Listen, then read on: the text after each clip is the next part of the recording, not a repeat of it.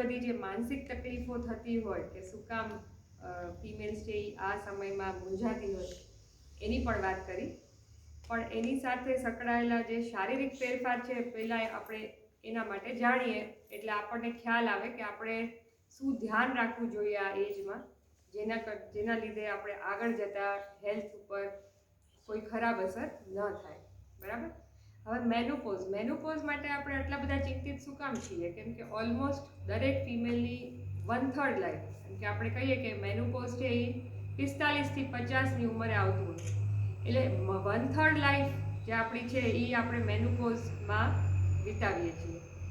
Almost 2/3 life આપણી પતી ગઈ છે અરાઉન્ડ 40-45, એટલે હજી 15-20 વર્ષ તો આપણે છીએ, અને એ સમય દરમિયાન આપણે એકદમ હેલ્ધી રહીએ, ફિટ રહીએ એ જરૂરી છે. એટલે એના માટે આપણે જાણવું જોઈએ કે આ સમયમાં એવા શું ફેરફાર છે આપણા શરીરમાં જે આવે છે, અને શું કામ આ બધા ફેરફાર આવે છે.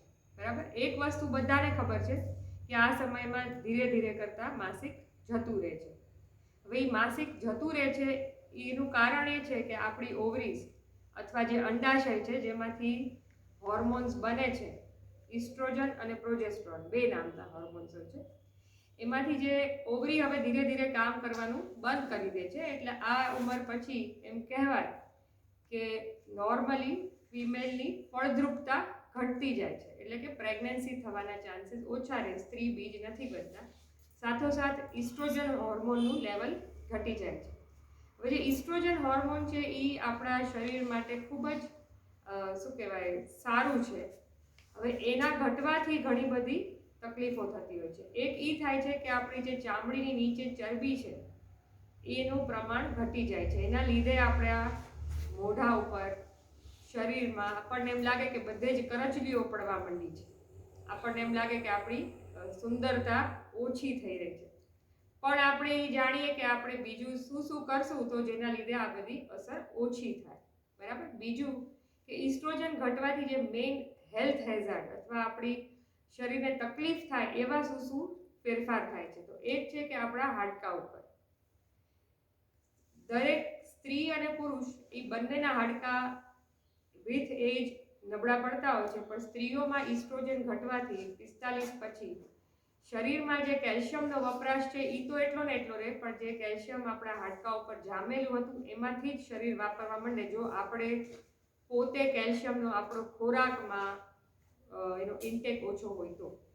એના કારણે તમે ઘણાનું સાંભળ્યું હશે કે 60 વર્ષની આસપાસ કોઈ પણ લેડીઝ હોય તો એમને થાપાના ફ્રેક્ચર થઈ જવા, પડી જાય તો આ શોલ્ડર ફ્રેક્ચર, એટલે કે વેઇટ બેરિંગ જે આપણા હાડકા છે એ બધા નબળા પડી જાય અને ફ્રેક્ચર થવાની શક્યતાઓ વધી જાય.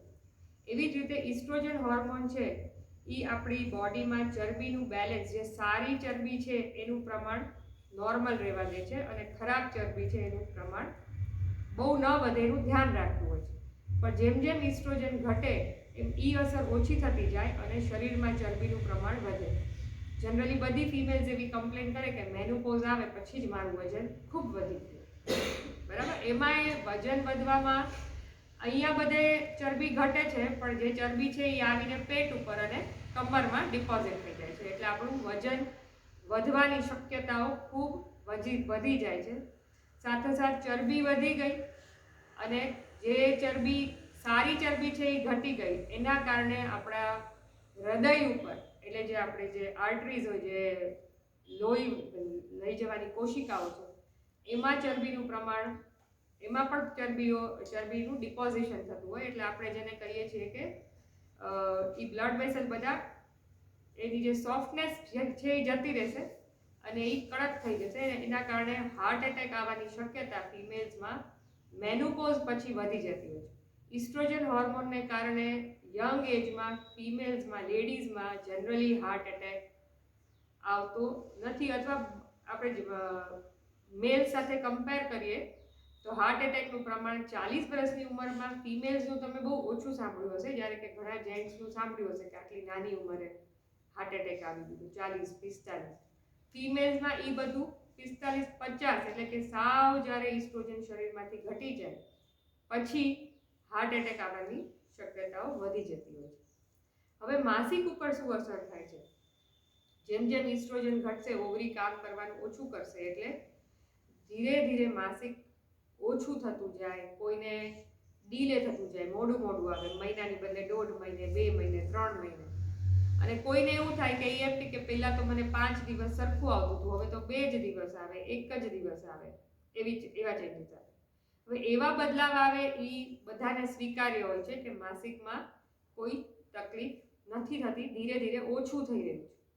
ક્યારેક થોડાક જૂજ કિસ્સાઓમાં એવું થવા માંડે કે આ જે માસિક ધીરે ધીરે લેટ આવે, પણ પછી જ્યારે આવે ત્યારે ખૂબ વધારે આવે, બંધ જ ન થાય. એવા કેસીસમાં જે ગર્ભાશય છે એમાં એવા ચેન્જીસ આવી ગયા હોય, અથવા એમાં કોઈ એવી પ્રકારની ગાંઠ થઈ જતી હોય છે ચરબીની, કે જેના કારણે માસિક વધારે આવે. પણ જો ઓછું આવે, ધીમે ધીમે લેટ આવીને નોર્મલ ફ્લો આવે, તો આપણે ચિંતા કરવાની જરૂર નથી. એવી જ રીતે અમાઉન્ટ ઘટી જાય અને રેગ્યુલર આવીને પછી, અથવા ઘણાને એવું થાય કે અચાનક જ બંધ થઈ જાય, અચાનક જ માસિક બંધ થઈ જાય. અને આમાં કેવું છે કે મેનોપોઝ આપણે પહેલાથી ન કહી શકીએ કે હવે મને મેનોપોઝ આવ્યું. એ તો વર્ષ 1.5 વર્ષ માસિક ન આવે પછી એમ કહે કે હા તમારું મેનોપોઝ શરૂ થઈ ગયું છે. એટલે ઓછું આવે તો આપણે કાંઈ ચિંતા નથી કરવાની. હા, પણ જો મેનોપોઝમાં એટલે આ પીરિયડમાં માસિક વધારે આવે અથવા વહેલું આવે, તો આપણે ડૉક્ટરની સલાહને તપાસ લેવી જોઈએ. બાકી જો ઓલું લેટ આવે, ઓછું આવતું હોય, તો આપણે સમજવું જોઈએ કે હવે આપણે મેનોપોઝ એટલે કે આમ જે વાત કરી દીકતીબેને કે ઋતુઓ આવે અને આ ઋતુ એટલે એક જમાનામાં અથવા અત્યારે ગુજરાતીમાં મેનોપોઝને ઋતુ નિવૃત્તિ કહેવામાં આવ્યું છે કે ભાઈ હવે તમારી ઋતુમાંથી તમે રિટાયર થઈ ગયા. એ ટાઈમ નિવૃત્તિ એટલે રિટાયર થઈ ગયા, એટલે કે આ મેન્સીસ જતું રહેવાનું. એટલે ઓછું આવે ને જતું રહે તો ચિંતા કરવાની જરૂર હોતી નથી જનરલી. પણ વધારે આવે અથવા વારે આવે તો આપણે કંઈ ચિંતા કરવાની કે કંઈ કન્સલ્ટ કરવું પડે. બરાબર. હવે જે માનસિક ફેરફાર છે, આ બધો સમય કે જેમાં ઓલરેડી એક આ હાડકાના ફેરફારો હોય, થોડી હેલ્થ પણ આપણી એવી થતી જાય, જેને સ્પેશિયલી બ્લડ પ્રેશર છે તો એને આ સમય પછી બ્લડ પ્રેશર વધવાની શક્યતા થઈ જાય, હાર્ટ એટેક આવવાની શક્યતા થઈ જાય. બધાને કારણે, અને પ્લસ ઘણા બધા બીજા સિમ્ટમ્સ કે એક તો માસિક જતું રહે, દર ફિમેલ સમજે છે કે હવે મને પ્રેગ્નન્સી રહેવાના ચાન્સીસ નથી, પણ થોડાક બીજા ચેન્જીસ એવા હોય જે આપણે ખુલીને કોઈને કહી પણ નથી શકતા, કોઈ સાથે ડિસ્કસ પણ નથી કરી શકતા. કે જેમ શરીરની બધી જ ચામડીમાં ફેરફાર થાય છે, એમ આપણા જે પ્રાઇવેટ પાર્ટ છે એટલે કે યોનિ માર્ગની ચામડી પણ વધારે પડતી પાતળી અને કોમલ થઈ જાય, જેના કારણે એક તો 2 થી 3 તકલીફો થાય. એક કોમન કમ્પ્લેન હોય છે કે શારીરિક સંબંધ વખતે સ્ત્રીઓને થોડી ઘણી તકલીફ થાય, કેમ કે નોર્મલ જે માસિક જેમ નથી આવતું, એમ જે નોર્મલ ડિસ્ચાર્જ છે યોનિ માર્ગનું, જે નોર્મલ દ્રવ્ય સિક્રીટ થવું જોઈએ એ ઘટતું જાય. એના લીધે શારીરિક સંબંધ વખતે તમને તકલીફ પડે, નીચેની જગ્યા કોરી પડી જતી એવું લાગે, અથવા એના પછી નીચેના ભાગમાં ચીરા પડી જાય, દુખાવો થાય. બરાબર. હવે એનું શું કરવું એની વાત પછી કરીએ. બીજી તકલીફ એ થતી હોય કે ઘણી લેડીઝને યુરિનમાં વારે ઇન્ફેક્શન થઈ જાય, એવું લાગે કે વારે પેશાબ બળે છે. તો એનું ઇન્ફેક્શન હોઈ શકે, એક કેમ કે ચામડી પાતળી પડી ગઈ છે, કોરી પડી ગઈ છે. બીજું ઘણીવાર એવું હોય છે કે હોર્મોન્સની ઘટને લીધે ચામડી એટલી બધી કૂણી થઈ ગઈ છે કે જરા પણ એને કાંઈ પણ ઘર્ષણ થાય, એવું નથી કે શારીરિક સંબંધથી, પણ કોઈ પણ ટાઈપની એક્સરસાઇઝથી પણ, તો થોડું ઘણું એવું લાગે કે વારે બાથરૂમ જવું છે, અથવા ઘણાને એવું થાય કે રોકી ન શકાય. અને આ બીજી એક તકલીફ જે બહુ કોમન નથી કે નીચેના સ્નાયુઓ પણ પાતળા પડી ગયા હોય, જેના કારણે ઉધરસ ખાઓ તો પણ તમને યુરિન લીક થઈ જાય, તમને એમ લાગે કે કપડાં બગડી જાય છે. બહુ નહીં પણ 1-2 ટીપા પણ એવું થઈ જાય. સ્પેશિયલી ઉધરસ આવે, એકદમ જોરદાર છીંક આવે, કોઈ આમ વજનવાળું કામ કરો ત્યારે. બરાબર. હવે આ બધી જ સમસ્યાઓ એવી હોય છે કે જનરલી આપણે કોઈ સાથે વાત નથી કરી શકતા, ડિસ્કસ નથી કરી શકતા. પ્લસ જે ફિઝિકલ તકલીફો પહેલાં મેં કીધી એ બધી, એના કારણે એના માનસ ઉપર પણ અસર થાય છે. પ્લસ એજિંગની ઇફેક્ટ છે કે થોડી ઘણી યાદ શક્તિમાં ફેરફાર થઈ જાય. બધી જ લેડીઝ એમ કે પહેલાં તો મને પિક્ચરનો એક ડાયલોગ યાદ રહેતો, પણ હવે તો છે ને મેં આ વસ્તુ ક્યાં મૂકી, અથવા અહીંયાથી ફ્રીજ સુધી જાઉં ત્યાં હું ભૂલી જાઉં તો શું લેવા ગઈ હતી. કોમન એક રૂમમાંથી બીજા રૂમમાં જાઓ ત્યાં ભૂલી જાઓ કે શું કામ. પ્લસ જે મેં કીધું એ ફિઝિકલ તકલીફો અને બાળકોનો એવું કે મમ્મી તું કાંઈ સમજતી નથી, તને ખબર ના પડે, જનરેશન ગેપ છે. પણ એ બધું ભેગું થાય અને જો ફેમિલી સપોર્ટ ન રહે તો થોડા ઘણા બીજા સાયકોલોજીકલ પ્રોબ્લેમ્સ કે ભાઈ રોવું આવે, આમ અચાનક બહુ જ દુઃખ થવું, બહુ રડવું આવી જાય, કોઈ નાની વાત પણ એટલી બધી ખરાબ લાગી જાય, એવા બધા ચેન્જીસ આવતા હોય છે. હવે આ બધું ઓછું કરવા માટે શું કરવું? એક જે આપણે સૌથી વાત કરી કે જે વાત આપણે ક્યારેય નથી કરી શકતા, યુરિનના પ્રોબ્લેમ, સેક્સ્યુઅલ પ્રોબ્લેમ, તો એના માટે તો બેસ્ટ જે એક વસ્તુ છે એ છે કે તમે એક્સરસાઇઝ અથવા યોગ કરો કે જેનાથી નીચેના સ્નાયુ જે નબળા પડી ગયા છે અને જે એક્સરસાઇઝ કરી અને એ સ્નાયુઓ સ્ટ્રોંગ થાય તો આ બધી તકલીફો થોડીક ઓછી થાય છે. યુરિન લીકની છે, યુરિનમાં પ્રોબ્લેમ થાય છે એની. બીજું યુરિનમાં જે પ્રોબ્લેમ થાય છે બળતરાની, એના માટે અને એક બીજી કમ્પ્લેન ઘણી લેડીઝને થતી હોય કે અચાનક જ શરીર પરસેવા થઈ જાય, 2 થી 3 મિનિટ માટે એમ લાગે કે ધબકારા ખૂબ વધી ગયા છે, પછી ખૂબ પરસેવો થાય અને પછી થોડી વારમાં બધું જ નોર્મલ થઈ જાય. એ વસ્તુ આપણી ચામડીની નીચેના જે બ્લડ વેસલ્સ છે એ પણ ચરબી ઘટી જવાને કારણે અનસ્ટેબલ થઈ જાય છે. બોડીનું ટેમ્પરેચર મેન્ટેન કરવા માટે એ જે સ્ટેબિલાઇઝ કરતા હોય કે જેમ આપણે ગરમીમાં જઈએ તો અચાનક બહુ પરસેવો થઈ જાય ને ટેમ્પરેચર આપણા બોડીનું મેન્ટેન રહે છે. ઠંડી હોય તો એ બધા સંકોચાઈ જાય અને બોડીનું ટેમ્પરેચર મેન્ટેન રાખે. પણ એ લોકો બ્લડ વેસલ્સની આજુબાજુ ચરબી ઘટી જવાને કારણે એમની સ્ટેબિલિટી થોડી ચેન્જ થઈ જાય છે. એટલે ઘણીવાર ઊંઘમાં પણ લેડીઝને એવું થાય કે હું એકદમ ઊંઘ ઉડી જાય, ખૂબ પરસેવો થાય અને ખૂબ ગરમી લાગે, ધબકારા વધી જાય, પછી થોડીક વારમાં આખું શરીર પરસેવા થઈ જાય ને પછી બધું જ નોર્મલ થઈ જાય. હવે એવી કમ્પ્લેન પ્લસ યુરિનરી કમ્પ્લેન માટે કોઈ પણ પાણીવાળા ફ્રૂટ્સ અને વેજીટેબલ્સ જેમ કે કાકડી છે, બીજું કે તરબૂચ છે, ટેટી છે, એવા ફ્રૂટ્સ લેવાથી થોડું ઓછું થઈ જાય. આ બધી જ વસ્તુ જે મેં કીધી બધી જ વસ્તુની દવા છે. બટ બધાને એવું હોય કે બને ત્યાં સુધી આપણે દવા લઈએ એની બદલે જ્યાં સુધી આપણી રીતે અથવા આપણા ડાયટમાં ફેરફાર કરીને ઇમ્પ્રુવમેન્ટ આવે તો દેટ ઇઝ બેસ્ટ. કેમ કે અલ્ટિમેટલી દવા એટલે તમે કંઈક બહારથી અંદર કેમિકલ નાખો છો, બરાબર? હું ડૉક્ટર છું, મને એમ થાય કે કોઈ આવે તો હું દવા લખી દઉં, પણ these are the dietary changes કે જે તમે કરો તો તમને સારું રહે. એવી જ રીતે પાણી વધારે પીવાનું, લીલા શાકભાજી અને ફ્રૂટ્સ વધારે લેવાના. કેલ્શિયમ માટે આપણે બધા જાણીએ છીએ કે દૂધ, ચીઝ, દહીં એ બધું લ્યો તો કેલ્શિયમ પણ બોડીમાં સારું થાય. પ્લસ સિઝનલ ફ્રૂટ્સ જેમ કે જામફળ છે, સીતાફળ છે, એ બધા વધારે લેવા જોઈએ. બીજું કે એજિંગને લીધે આ એજમાં એવું થાય છે કે લેટ જમીએ તો એટલે ધીરે ધીરે આપણું ડાયજેશન છે જે યંગ એજમાં હતું એના કરતાં એવું તો અત્યારે હવે નથી રહેતું. એટલે બને એટલું વહેલા જમી લેવું, મોડું ન જમવું. અને જે એવી વસ્તુઓ છે કે જે પાચનમાં અઘરી છે એ સવારના ભાગમાં લેવી. સાંજના ભાગમાં તમારું જમવાનું ફૂડ થોડું લાઇટ રાખવું. અને પ્લસ ડાયટમાં કેલ્શિયમવાળા ખોરાક પ્લસ ફાઇબરવાળા ખોરાક એટલે કે બધા જ શાકભાજી, બધા ફ્રૂટ અને અનાજમાં બાજરો છે, જુવાર છે, પછી કળથી એક આવે છે જે આપણે રૂટીનલી નથી વાપરતા પણ શિયાળામાં ઘણા લોકો યુઝ કરતા હોય છે. એવા બધા ગ્રેન આમ ટ્રેન્ડ છે જ હમણાં કે મલ્ટીગ્રેન બધું ખાવું. એટલે એક જ કોઈ ગ્રેનને વળગી ન રહેવું, એટલે જે બીજા બધા પોષક તત્વો બીજા અનાજોમાં છે એ પણ આપણને મળી રહે એટલું આપણે કરીએ. જે શારીરિક સંબંધ વખતે જે ડ્રાયનેસ ફીલ થાય છે એના માટે પાણીવાળા ફ્રૂટ્સ નહીં તો લઈ શકાય. પ્લસ પણ તમારે બીજો ઉપચાર તો એમાં તમારે કોઈ પણ લુબ્રિકન્ટ તમે યુઝ કરી શકો. It could be Vaseline or coconut oil એવું યુઝ કરી શકો. એ સૂટ ન થાય તો જેલ્સ ને એવું અવેલેબલ હોય જ છે, પણ ધીઝ આર એવા ઉપચાર છે કે જે તમે પોતે તમારી રીતે યુઝ કરી શકો, બરાબર? બાકી મેં કીધું એમ એક્સરસાઇઝ એ બહુ જ જરૂરી છે બેય માટે કે જે સાયકોલોજીકલ બધા પ્રોબ્લેમ્સ થાય છે. યોગ છે એનાથી મન શાંત થાય તમને. અને બીજું શું છે કે આપણે કદાચ બધી જ ફિમેલ્સને આપણે વાત થઈ એમ કે મારા હસબન્ડ નથી સમજતો, પણ ઘણીવાર આપણે એક્સપેક્ટ એવું કરીએ કે એ સમજે, પણ કદાચ એની એજનો જે આવો પડાવ છે ને એ લેટ આવતો હોય. મેલ્સને પણ આવું આપણે જે મેનોપોઝ કહીએ છીએ એવું એન્ડ્રોપોઝ આવતું હોય, but it is too late, 60 years. એટલે ઈ અત્યારે કદાચ આપણી પરિસ્થિતિ સમજી જ નથી શકતા કે ભાઈ આવું કઈ ફેરફાર શરીરમાં થાય, કે એમને પણ લખવામાં આવેલું હાથ ધ્રુજવા માંડે ને એ બધું થાય જ છે, but it is too late. અને આપણે કદાચ બહુ ઘણા વહેલા છીએ.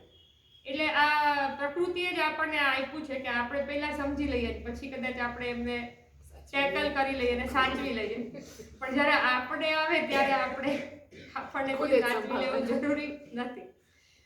એટલે આપણે આવું યોગ ને એક્ટિવિટી, અને બીજું કે જે દીપ્તિબેને વાત કરી કે આપણે આપણા બાળકો, આપણા ફેમિલી, એ બધા માટે આપણા કેરિયરને એકવાર એક સ્ટેપ આપી દો. પછી આ એજ એવી આવી જાય કે છોકરાઓ એટલા ઇન્ડિપેન્ડન્ટ થઈ ગયા કે ઓલમોસ્ટ બધું જ પોતાનું કરી લેતા હોય. આપણે તો ખાલી એના માટે એઝ અ કુક ઘરમાં છીએ, અવેલેબલ છીએ અને જરૂર પડે ત્યારે છીએ.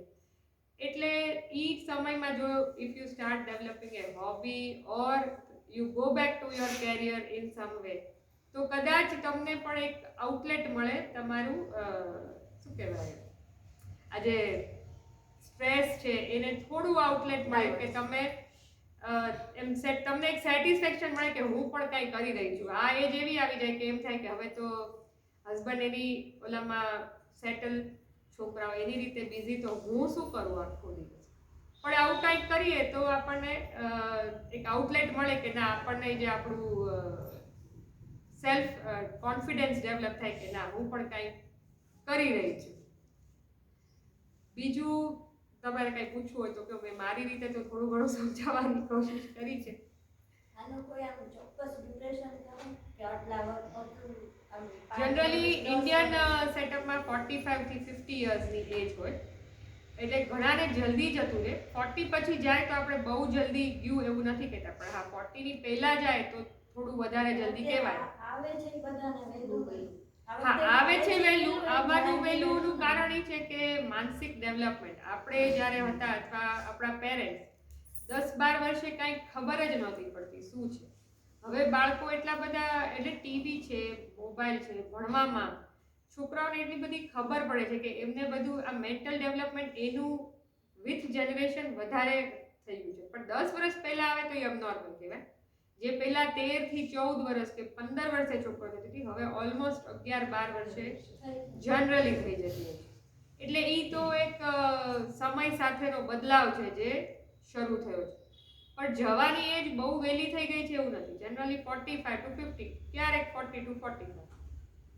તો 50 પછી જાય તો એમ કહીએ લેટ છે, અને જનરલી અમે એમ કહીએ કે ના, તો એકવાર બધું જોઈ લેવું જોઈએ કે કેમ હતું નહીં. બીજું એ કે માસિક જવાની ઉંમર જે છે એ જનરલી કોઈ પણ સ્ત્રીની એની માતા અને એની બહેનોની ઓલમોસ્ટ સેમ હોય. આપણે આ જે છે એ જેનેટિક છે થોડું ઘણું. એટલે તમારી મમ્મીની જે ગયું હોય એ એજે જવાની શક્યતા વધારે. આવવામાં પણ એવું છે, જેની મધર્સ વહેલી ટાઈમમાં થઈ હોય તો એ બાળકને પણ વહેલું આવવાની શક્યતા. ઘણા મધર્સ એવું હોય કે પોતે જ લેટ થયા હોય 17 વર્ષે, તો એના બાળકની પણ, એની ડોટરની પણ એજ કદાચ થોડી 6-8 મહિના વર્ષ આગળ પાછળ થાય, પણ એ એજ ઓલમોસ્ટ સેમ રહેતી હોય છે. મેનોપોઝ પછી કેન્સર થવાની જો હેરિડિટીમાં હોય, હેરિડિટી હોય, હાઈ રિસ્ક હેરિડિટી, તો શક્યતા ખરી? મેનોપોઝ પછી કેન્સર, 3 પ્રકારના કેન્સર થતા હોય છે. મોસ્ટ કોમન જે હોય છે એ બ્રેસ્ટ કેન્સર છે. બીજું છે ઓવરીનું કેન્સર, એટલે કે અંડાશયનું, ને ગર્ભાશયનું. ચોથું છે ગર્ભાશયનું મુખ, એટલે સર્વિક્સનું કેન્સર. હવે બ્રેસ્ટ કેન્સર એવા લોકોમાં વધારે કોમન છે જેને કોઈ બાળક થયું જ નથી, અથવા જેને ક્યારેય બાળકને સ્તનપાન કરાવ્યું જ નથી. પણ જેને બાળકો છે ને સ્તનપાન કરાવ્યું છે એટલે નથી થતું એવું નથી, પણ કોમન એ લોકોમાં છે. એટલે એના માટે 40 પછી તમારે જાગૃત રહેવું જોઈએ. અને દર મહિને માસિક આવી જાય એના પછીના દિવસોમાં, પહેલા 5-7 દિવસોમાં આપણા હાથે જ આમ દબાવીને જોવું જોઈએ કે કોઈ પણ જાતની ગાંઠ ફીલ થાય છે કે નહીં, પૂરું બ્રેસ્ટમાં અને બગલની અંદર. ક્યારેય કોઈ જાતની ગાંઠ ફીલ થાય અથવા ઉપરની ચામડી ઉપર એમ લાગે કે આ ચેન્જ થઈ ગઈ છે, કાંઈ પણ ફેરફાર છે, લાલ થઈ ગઈ છે, આમ સંકોચાયેલી ચામડી લાગે છે, અથવા બ્રેસ્ટની સાઇઝમાં એમ લાગે છે કે ફેર પડી ગયો છે, પહેલાં જ હતું. ઘણાને એવું હોય કે એક નાની એક મોટી થોડો ઘણો સાઇઝ ફેરફાર, અચાનક ફેરફાર થવો, એવું કાંઈ પણ થાય તો તમારે કરાવવું જોઈએ, પણ બ્રેસ્ટ કેન્સર કોમન હોય છે. એવી જ રીતે ગર્ભાશયની અંદર જે અંદરની દિવાલ એટલે કે યુટ્રાઇન કેન્સર, એ એવા લોકોને વધારે થતું હોય છે જેને પીસીઓડી નામની એક સમસ્યા છે, જેમાં માસિક અનિયમિત રહેતું હોય, plus uterine cancer, ovarian cancer, જે અંડાશયનું, એ બધા જ કેન્સર જેને બાળકો ઓછા થયા છે અથવા થયા જ નથી એ લોકોને વધારે થતું હોય છે. ગર્ભાશયના કેન્સરમાં જનરલી માસિક વધારે આવે, એ બધા એના સિમ્ટમ છે. અને અંડાશયનું કેન્સર છે એ એક એવું કેન્સર છે કે જેના જનરલી બહુ કોઈ સિમ્ટમ આવતા નથી. અંડાશય આપણા પેટની અંદર આમ છૂટું ઓર્ગન છે, એટલે એ કોઈને અડતું નથી ને આંતરને જ આસપાસ હોય છે. એટલે જનરલી એમાં પેશન્ટને એવા જ સિમ્ટમ આવે કે ભાઈ અપચો, પેટ ફૂલી જવું એવું. પણ એ એક એવું ખરાબ કેન્સર છે કે જે બહુ લેટ ડિટેક્ટ થાય છે, કેમ કે એના સિમ્ટમ્સ આવતા નથી. અને અંડાશયનું કેન્સર, બ્રેસ્ટ કેન્સર, એ બધા હેરિડિટરી હોય છે.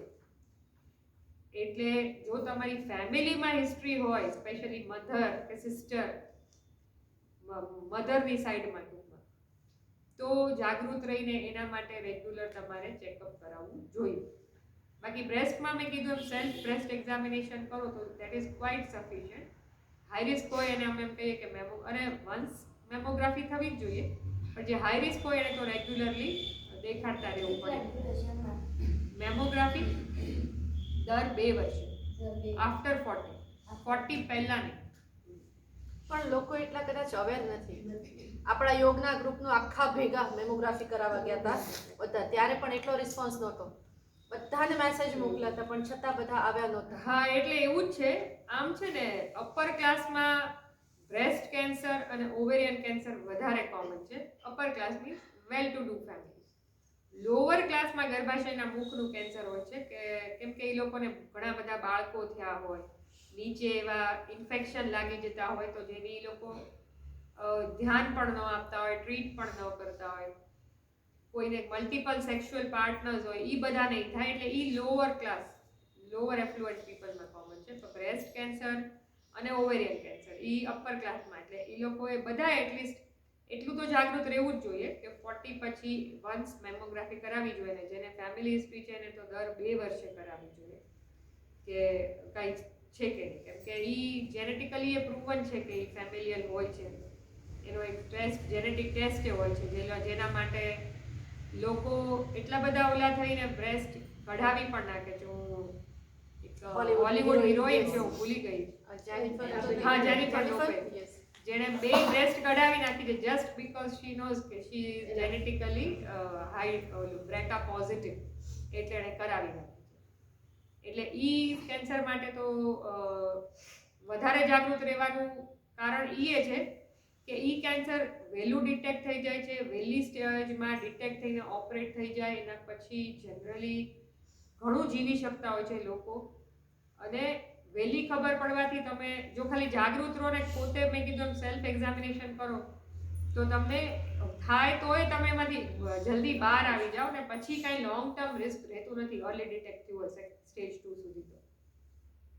તો ગર્ભાશયની દિવાલ થિકનેસ એની ટેસ્ટ બધા કઈ કહેતા હોય છે સોનોગ્રાફી કરવાની, એ જરૂરી કે? એટલે મેનોપોઝ આવ્યા પછી ગર્ભાશયની દિવાલ જો જાડી રહે ને તો તમે એટ રિસ્ક થઈ જાઓ કેન્સર માટે. એટલે જનરલી હવે જે ફૂલ બોડી ચેકઅપ બધા કરાવતા હોય છે એમાં એક સોનોગ્રાફી પણ એડ કરે છે કે જેના લીધે અંડાશય પણ જોવાઈ જાય કે નોર્મલ સાઇઝના છે કે નહીં, અને અંદરની દિવાલ છે એ જાડી નથી થઈ ગઈ. એટલે પેલું એન્ડોમેટ્રિયમની થિકનેસ. હા, ગર્ભાશયનું ઓપરેશન થઈ ગયું હોય અને ઓવરી ન કઢાવી હોય તો એને આ મેનોપોઝના લક્ષણો હોય, જેમ કે અમુક સ્વીટ્સ, ડ્રાયનેસ, એ લોકોને અસર કરે કે? એટલે છે ને, ગર્ભાશય કાઢી નાખ્યું હોય પછી ઓવરીઝ છે ને ફંક્શનલ રહે છે બોડીમાં, એટલે જનરલી ઓવરીમાં વાંધો ન હોય તો ઓવરી કાઢી ન હોય.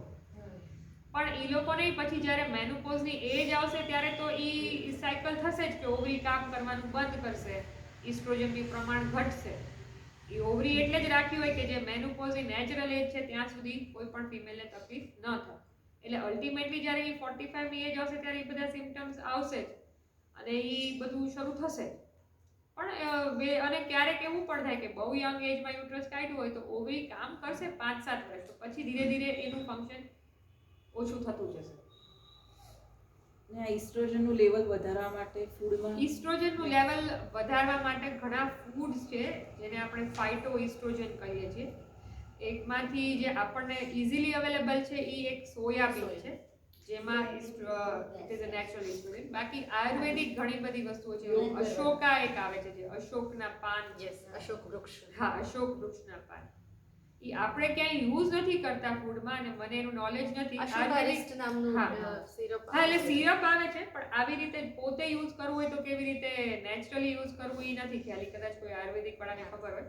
પણ એક સોયાબીન એવું છે કે જે લેવાથી ઇસ્ટ્રોજન વધે છે. એ સોયાબીન તમે ઘણી રીતે લઈ શકો, બાફીને, કઠોળની જેમ.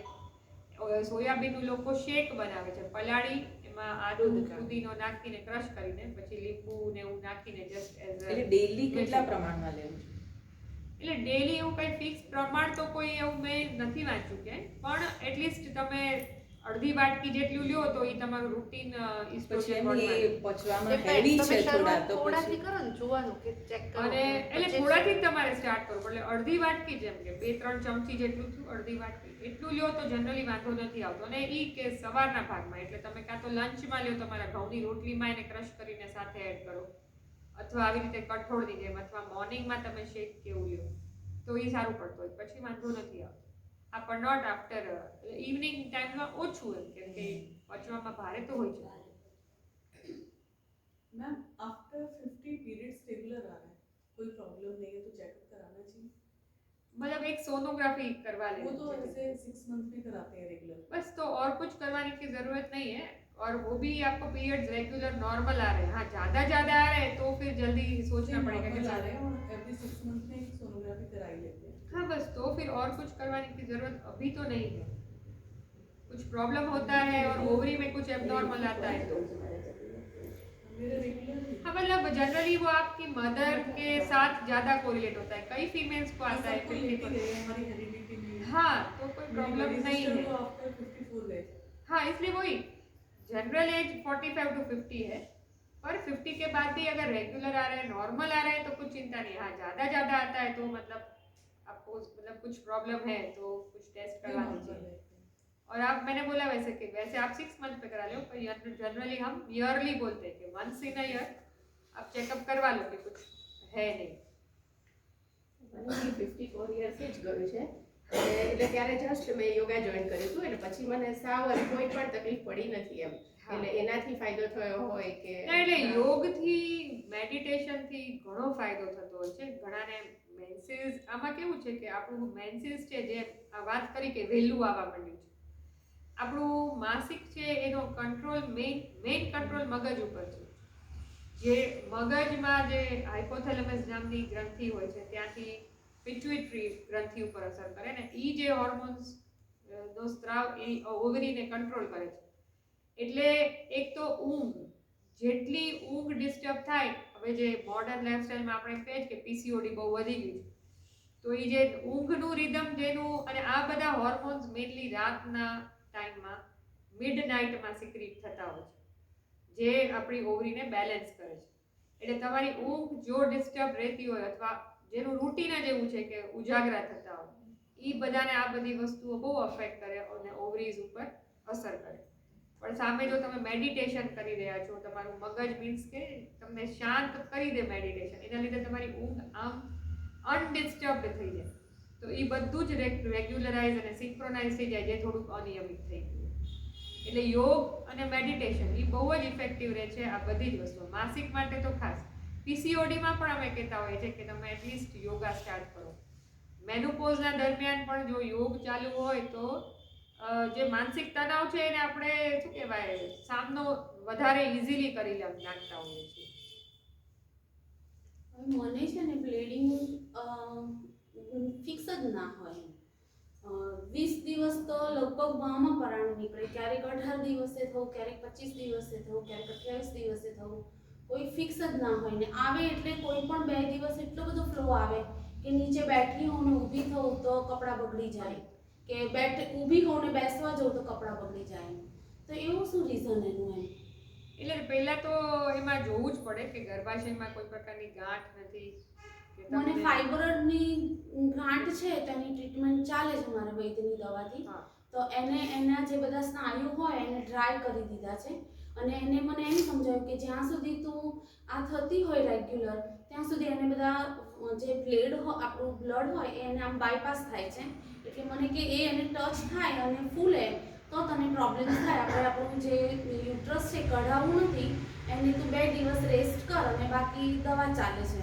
હા, એટલે જે ચરબીના જે ફાઇબ્રોઇડની ગાંઠ છે એના લીધે શું થાય કે ગર્ભાશયનું નોર્મલ ફંક્શન કેવું છે કે ઉપરથી નીચે એ જ્યારે મેન્સીસ આવે ત્યારે કોન્ટ્રાક્ટ થાય ને બ્લડ ઉપરથી નીચે આવે.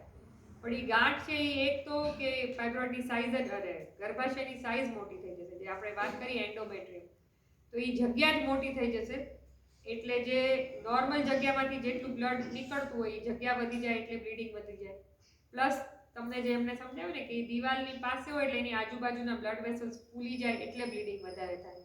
એટલે અને યુટ્રસનું જે નોર્મલ કોન્ટ્રેક્શન છે એમાં પણ એ બાધારૂપ થાય એટલે ઘણીવાર પેઇન પણ બહુ થાય. હા, પેઇન બહુ થાય. બરાબર, કેમ કે એની નોર્મલ મૂવમેન્ટ નોર્મલ કોર્સમાં કોઈ પણ વસ્તુ આડી આવે તો આપણે ધક્કો મારવાની કોશિશ કરીએ. એ નોર્મલ ટેન્ડન્સી છે. એટલે આપણા મસલ્સ પણ એવી રીતે કોન્ટ્રેક્ટ થાય કે પેઇન થાય. એટલે ગર્ભાશયમાં ગાંઠ હોય એના કારણે એની સાઇઝ જેમ જેમ મોટી થાય એમાં બધા પ્રોબ્લેમ થાય. જો સેમ સાઇઝ રહે તો કદાચ પ્રોબ્લેમ ના પણ થાય, પણ એ આપણી પોતાની શરીરની ઉપર છે કે એ મોટું થશે કે નહીં. ઘણાને એવું હોય કે નાની ઉંમરથી નાનકડો ફાઇબ્રોઇડ હોય, કદાચ વટોળા જેવડો કે સોપારી જેવડો, ને કાંઈ જ તકલીફ ન થતી હોય. અને કોઈને એવું હોય કે થોડીક તકલીફ આઈ મીન એક સોપારી જેવડો છે ને પછી જેમ જેમ સમય જાય છે એ મોટું થતું જાય તો પછી આ બધા પ્રોબ્લેમ વધતા જાય. એવા કેસમાં પછી આપણે ગર્ભાશય કાઢી નાખવું એવું જ કરવું પડતું હોય છે. જનરલી ચીનના ભાગમાં પિમ્પલ્સ એકને જેવું નીકળે હા, છે. એટલે કેવું થાય કે જેમ જેમ ઇસ્ટ્રોજન ઘટે ને એમ બોડી એને કમ્પેન્સેટ કરવા માટે એન્ડ્રોજન એટલે જે મેલ હોર્મોન છે એ થોડું ઘણું વધતું જાય. એટલે મેનોપોઝમાં અહીંયા નીચેના ભાગમાં જે મેલ હેર ગ્રોથ છે એ વધી જાય અને તમારી શરીરની રૂવાટી આમ પોતાને એવું લાગશે કે પહેલા કરતાં થોડી ઓછી છે, થોડી પતલા થઈ ગયા છે વાળ. એટલે એ હોર્મોનલ ચેન્જીસને લીધે છે. એટલે એના માટે તો આપણે જે કોસ્મેટિક કરીએ છીએ કે હેર રિમૂવ કરી દઈએ એ જ, બીજું કાંઈ રૂવાટી તો ઓછી થાય સારું લાગે પણ વાળ માથા ઓછા ઓછા થઈ થાય. જાય. ફેમિનાઇન ફીચર્સ છે ધીરે ધીરે ઘટવા માટે અને એન્ડ્રોજન વધે એટલે થોડુંક મેલ ફીચર્સ ડેવલપ આપણા લેડીઝને કરચલી આવે જેન્ટ્સ કરતા મોનોપોઝના હિસાબે હશે હા, કે મેનોપોઝના હાથમાં હિસાબે મેં કીધું ને એમ કે શરીરમાં બધી જ જગ્યાથી થોડુંક ફેટનું લેવલ ઘટી જાય. એટલે ફેસ ઉપર આપણને વધારે ખ્યાલ આવે કે કરચલીઓ દેખાય, પણ તમારા હાથમાં તમને ખ્યાલ થોડો ઘણો આવશે કે કરચલીઓ પડવા માંડી છે. કરચલી પડે. મેલને એ બધું થાય, પણ મેં કીધું એમ એની એજ લેટ છે 60 અરાઉન્ડ, એટલે પછી એને એ અને બધા હેર changes ફોલ અચાનક હોય છે. સ્ટાર જેવું દેખાવા લાગે છે આગળના પોર્શનમાં. હેર ગ્રોથ ઓછો થઈ ગયો. હા, એટલે ઈ આ હોર્મોન્સને લીધે. એટલે એના માટે તો જે યોગ ને ઈ તો છે જ, કેમ કે સ્ટ્રેસ ઓછું કરે. બાકી તો ઘણા પ્રોટીન એવા હોય છે કે ઈ જનરલી સ્કિનના ડોક્ટર પ્રિસ્ક્રાઇબ કરતા હોય છે, એલામિન ને એવા, જેના લીધે હેર ગ્રોથ એ લોકો પ્રિવેન્ટ કરી શકાય. કેમ કે હવે આપણું ફૂડ એ એટલું બધું કે બધું જ પોષણ આપણને મળી રહેવું હોતું નથી. એટલે બેટર છે કે આવું કંઈક આપણે સપ્લિમેન્ટ ઘણીવાર લેવા પડે. બીજું એ વિટામિન ઈ લેવાથી આપણે સ્પેશિયલી વેજીટેરિયન ડાયટને લીધે વિટામિન ઈ જે જનરલી ફિશ ઓઇલમાંથી મળતું હોય છે એના કારણે પણ આપણે થોડુંક હેર ઉપર ને એ બધી અસર થતી હોય છે. મલ્ટીવિટામિન આમ રેગ્યુલરલી કંઈ લેવા જરૂરી? એટલે ડિપેન્ડ્સ, જો સિમ્ટમ્સ આવતા હોય કે બહુ જ નબળાઈ રહેતી હોય એવું રહેતું હોય તો જરૂરી. પ્લસ તમે ફ્રૂટ્સ વેજીટેબલ્સ એમાંથી મોસ્ટલી આઈ મીન એ લ્યો છો અને તમને કાંઈ સિમ્ટમ નથી તો જરૂરી નથી, પણ તમને એમ લાગે કે ના મને હમણાંથી થાક વધારે લાગે છે અને એક થોડુંક હમણાં ઘણા વખતથી આપણે હવે બધા આરઓનું પાણી વાપરતા થઈ ગયા છે, તો એવું સાંભળ્યું છે કે આરઓના પાણીથી B12 ઘટવા પડે, તો પછી એવા કિસ્સાઓમાં B12 ને એવું બધું લેવું જોઈએ. અને બીજું એ કે વિટામિન ડી હવે તડકામાંય આપણે ઓછા એક્સપોઝ થઈએ છીએ, એટલે એ રીતે જોઈએ ને તો એવું થાય કે થોડા સમયે થોડોક સમય મલ્ટીવિટામિન લીધા હોય તો જે દૂધમાંથી ને આ બધું ને નથી લઈ શકતા એ આવી જાય, પણ એવું જરૂરી નથી કે તમે મલ્ટીવિટામિન થ્રુઆઉટ લીધે જ રાખો. કેલ્શિયમ જરૂરી? કેલ્શિયમ જરૂરી, પણ જે લોકો ડાયટમાં એટલું લઈ શકતા હોય કે 2 ટાઈમ દૂધ પીતા હોય એ લોકો માટે જરૂરી નથી. પણ ઘણા લેડીઝ કેલ્શિયમ એટલે દૂધ નથી સૂટ કરતું, નથી ફાવતું, એ લોકોએ તો લેવું જ જોઈએ. દૂધે મેં માગી છે કે હું દૂધ હોય એમાં કાંઈ હોતું જ નથી. બોલે નેચરલી તો કશું હોતું જ ભાઈ, નથી. ઈ તો બધી વસ્તુમાં જ એવું છે, પણ હવે એ તો ડિસાઈડ કરવું અઘરું છે કે કયું સારું કયું અને ખરાબ. એન્ટીઓક્સિડન્ટ લેવી જરૂરી છે. ના જરૂરી ડેઈલી નહીં, પણ હા થોડો સમયે લેવી જરૂરી, કેમ કે હવે આપણા ફૂડમાંથી આપણને બધા એન્ટીઓક્સિડન્ટ્સ બધું મળતું વિટામિન નથી. ડી નું કેવી રીતનું કે વિટામિન B12 નહીં, વિટામિન D3 હા, ઈનું બેસ્ટ સોર્સ તો ઈ જ છે કે તમે તડકામાં રહ્યો. નહીં, દવાનું જે હોય તો એ કેવી રીતે એમ એટલે કેવી રીતે રહ્યો? વન્સ અ વીક પોલીકેલ્સિફેરોલના એક સેચેટ્સ આવે છે, હા. ઈ વન્સ અ વીક. કેલ્શિયમની ટેબ્લેટ લેતા હો તો કેલ્શિયમ વિથ વિટામિન D3 વાળી ટેબ્લેટ આવતી હોય છે, તો એ રીતે રોજ લેવાની દૂધ ન પીતા હો તો એટલીસ્ટ મેનોપોઝ પછી લેવી જોઈએ. હું એટલે કહું છું કે બધાને કહું છું, પણ હું સમજુ છું કે હું રોજ મને કોઈ કહે તો જલ્દી ગોળી ગળવી ગમતી નથી. પીરિયડમાં રેગ્યુલર થતા હોય તો મેનોપોઝનું આવી એવું કહેવાય. હા, એટલે પીરિયડમાં તમે જ્યાં સુધી થાવ છો ત્યાં સુધી મેનોપોઝ નથી ને. મેનોપોઝ એક સમયગાળો છે, પેરી મેનોપોઝ કહીએ અમે, કે તમને ધીરે ધીરે ઈ જશે. એટલે ઈ 4-5 વર્ષ એવું ચાલે. ઘણાને ઓછું થઈ જાય, લેટ થઈ જાય. ઘણાને આમ રેગ્યુલર આવે પણ આમ થોડા બીજા બધા બોડીમાં ફેરફાર થઈ ગયો અને પછી અચાનક જ મેન્સીસ જતું રહે. એટલે મને 51 છે અને હજુ રેગ્યુલર જ થાવ છું. તો તમને કાંઈ મેનોપોઝ આવી ગયું છે એમ ન કહેવાય, હા. પણ તમને કદાચ 2-4 વર્ષમાં ધીરે આવી જાય. મેમ પીસીઓડી અને મેનોપોઝનું કોઈ કોરિલેશન છે? લાઈક અર્લી 30sમાં તમને એના સિમ્પટમ્સ લાઈક સ્કેન્ટી તમને ઓછું થવા માંડે તો એનું કોઈ કોરિલેશન છે એ વસ્તુ? મેનોપોઝ અને પીસીઓડી નું આમ કોરિલેશન નથી, પણ જે લોકો પીસીઓડી જેને છે એને મેનોપોઝ પછી યુટ્રાઇન કેન્સર થવાના ચાન્સીસ રહેતા હોય છે. એટલે મેં કીધું એમ દર વખતે આપણે જો મેનોપોઝ આવી જાય પછી તમે સ્કેન કરાવો, સોનોગ્રાફી કરાવો ને પછી એન્ડોમેટ્રિયમ પાતળું જોઈ તો કાંઈ ચિંતા જેવું નથી, પણ એન્ડોમેટ્રિયમ જો જાડું થવા માંડે તો એ ચિંતાનું નહીં, જેમ તમને પીસીઓડી છે અને તમને લાઈક ઓછું થતું જાય, પહેલે 3 days કે 4 days હોય, અત્યારે મને ખાલી 1.5 days એટલે એનો મતલબ કે તમને મેનોપોઝ વહેલું આવશે એવું નથી. હા એ જ ના, એવું નથી. ઈ તો તમારી જે તાસીર હશે, જે એજ રિલેટેડ જશે ત્યારે જ જશે.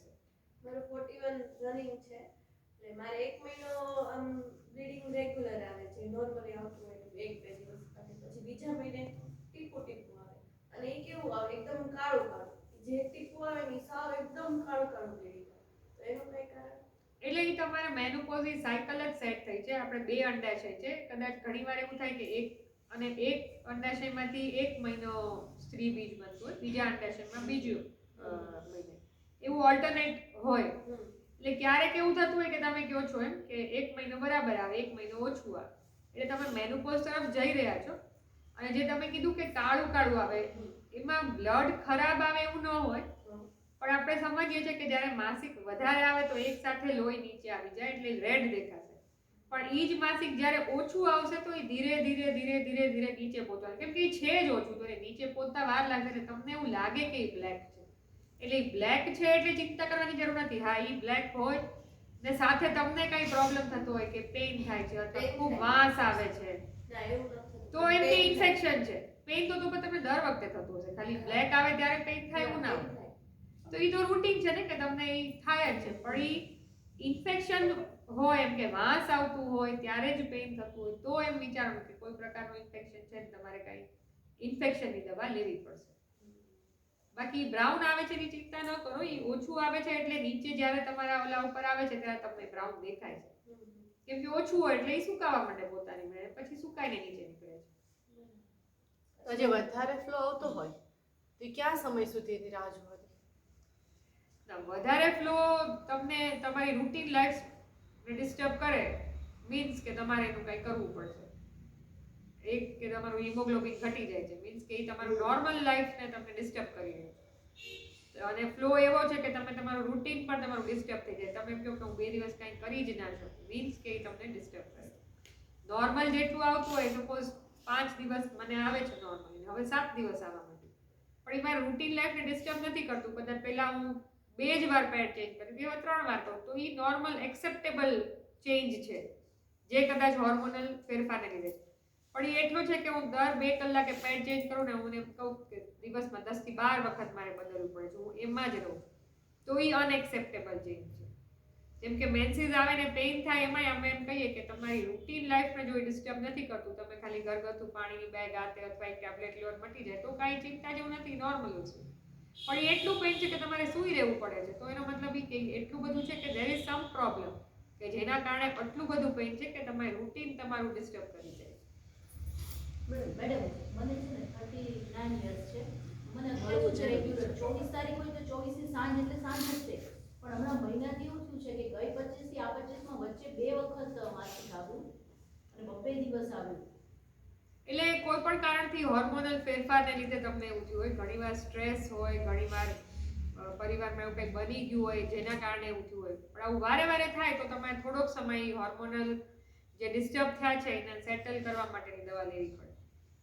મેડમ મારી બેબી 13 વર્ષ પૂરા થયા, 12 પૂરા થયા એટલે એને મેન્સીસ ચાલુ થઈ ગયું, એટલે વરસથી થાય છે, પણ દોઢ વર્ષ જેવું થયું, ક્યારેક 2 મહિને થાય, ક્યારેક 25 દિવસે થાય, એટલે કોઈ સાયકલ રેગ્યુલર નથી આવી. એટલે શરૂઆતમાં છે ને બોડીને ટેવાતા વાર લાગે, જેમ મેનોપોઝ જવામાં અનિયમિત થાય ને એમ આવવામાં પણ પહેલા 2 વર્ષ અનિયમિત રહે તો કઈ વાંધો જેવું નથી, પછી લાંબો ટાઈમ અનિયમિત રહે તો આપણે કંઈક એના માટે કરતા હોય. કારણ કે 25 દિવસે ક્યારેક 20 એમાં 10 દિવસ સુધી એને પેડ મૂકવું પડે. હા, એટલે શરૂઆતમાં 2 વર્ષ એવું થાય, 10 જ દિવસ સારા રહે, પછી થાય 2 વખત એવું થાય, ક્યારેક 2 મહિને થઈ જાય, થાય 2 મહિના પણ થઈ જાય, 2.5 મહિના થઈ જાય, એટલે આ દોઢ વર્ષથી ચાલુ છે, પણ આવી જ સાયકલ ચાલુ છે, રેગ્યુલરલી ઇરેગ્યુલર. એટલે આમાં જનરલી કાંઈ કરવા જેવું નથી હોતું, પણ વારે વારે આવે ને બહુ આવે તો એ એની હેલ્થને અફેક્ટ કરશે, ત્યારે આપણે દવા કરવી પડે. એટલે 2 વર્ષ સુધી તો વાંધો નથી. ના, પણ મેં કીધું એમ તમે કહો કે દર 20 દિવસે પછી 2-3 વાર એવું થાય તો પછી આપણે દવા લેવી પડે કે ભાઈ એનું હિમોગ્લોબિન ઘટી જશે, તો એજ નાની હોય એમાં આટલું બ્લીડિંગ 10-10 દિવસ. પણ મેમ વહેલા થઈ જાય, 15 દિવસે થઈ જાય, પાછું અઠવાડિયું દેખાય, પછી પાછા 1 દિવસ થાય તો પાછી પીરિયડમાં આવી જાય, 13 જ વર્ષની છે, તો એવી રીતે થાય તો એ તો બધું વહેલું થયું ને. આ 2 હા હા, તો દવા લેવી પડે, એ જ કહું છું. વહેલું થાય, વધારે આવે તો દવા લેવી પડે. પાછું એને 8 દિવસ તો બતાયા છે, એના શરીરમાંથી હા લોહીનું પ્રમાણ ઘટી જશે, એટલે એમાં તો એને દવા કરવી જ પડે.